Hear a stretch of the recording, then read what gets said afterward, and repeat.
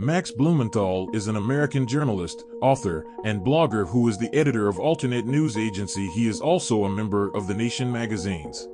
In a 2015 interview with Salon magazine, Blumenthal discusses the situation in Gaza after the 2014 war between Israel and Palestine. He says, Sharon received a letter from George W. Bush urging Israel to withdraw from the Gaza Strip. The letter guaranteed that under any peace agreement accepted by the U.S., many of the settlements in the West Bank would remain permanently in Israeli hands.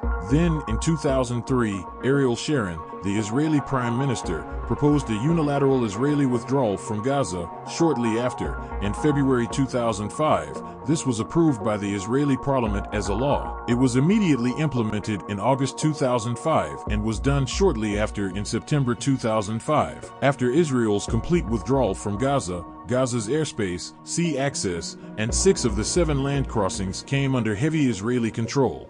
Given Israel's tight siege on Gaza, the Strip relies on Israel for its water, electricity, telecommunications, and other basic amenities. Blumenthal believes that Sharon's withdrawal from Gaza was a scenario for Israel to avoid international pressure regarding the occupied territories of Gaza by claiming that Gaza was no longer occupied, and thereby being able to control Gaza by land, air, and sea without any international pressure. Immediately after Israel's withdrawal from Gaza, they turned Gaza into a laboratory for testing the Israeli weapons industry. Now Israel sells the weapons it tests in battle against the Palestinians to the world. Like the dime explosive bombs, dimes are small bombs filled with explosives or incendiaries and small pieces of metal. Now Israel sells the weapons it tests in battle against the Palestinians to the world. Like the dime explosive bombs, dimes are small bombs filled with explosives or incendiaries and small pieces of metal.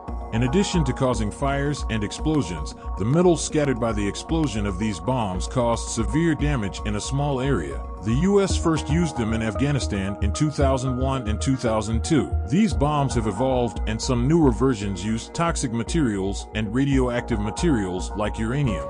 72 to 80% of the Gaza Strip's population are refugees. Gaza residents are the children of the people who were forcibly expelled from the land now called Israel during the 1948 Nakba War between 1947 and 1948. Israel even violated UN Resolution 194, which guaranteed the right of Palestinian refugees to return to the occupied territories, and the reason for that is their race. They are not Jewish, and if they return, it would threaten the Jewish demographic majority in Israel. Israeli officials see Gaza residents as a demographic threat, and because of that turned Gaza into a large, high-density prison. Arnon Sofer cannot go unmentioned when discussing population engineering in the occupied territories. Sofer's colleagues nicknamed him anti-Arab. He has been a senior population engineering advisor to several Israeli governments.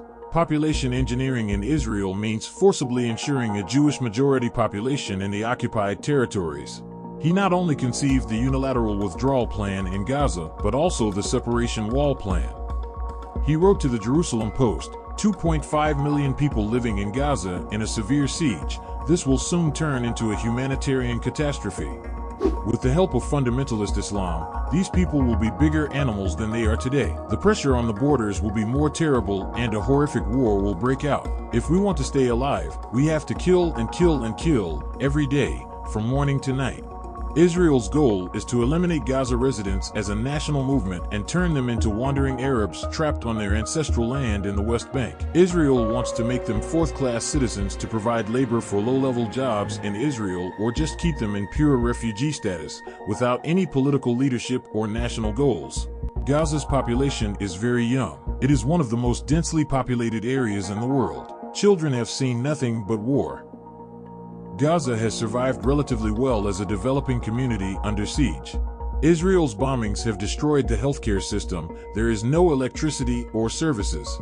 Judaism is introduced as a pure religion of power and domination to those whose country has been occupied by Israel. Israelis are seen as faceless monsters who have come to kill them. Wars will be inevitable as long as Israel remains a Jewish state.